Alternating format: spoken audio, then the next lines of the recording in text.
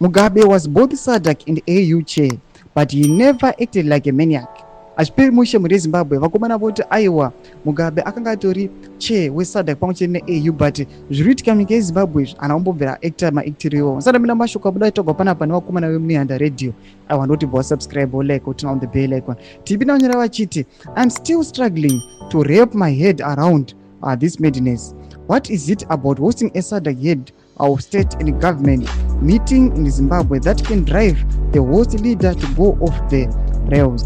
He is behaving as if this is the first time various heads of state have gathered in Zimbabwe.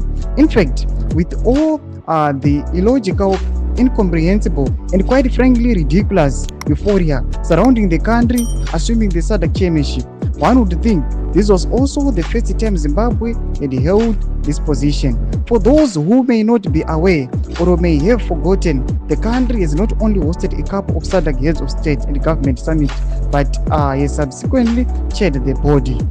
What has excited President E.D. Mnangagwa to act in such a paranoid and a hysterical manner in the face of the visiting regional leaders? Thomas warubula chogopana nokomana vimene anda vachiti aiwa tondoshamisika ndoda kukuti Mugabe akatoti chewe AU ne SADC at the same time, but zviri kuitika munyika yeZimbabwe izvi hazvinambobvira zvaitika. Votize mafungiro enyu moti kudii pamusoro pechitiko ichi. Pinda mucomment section medu, musana subscribe or like and turn on the bell.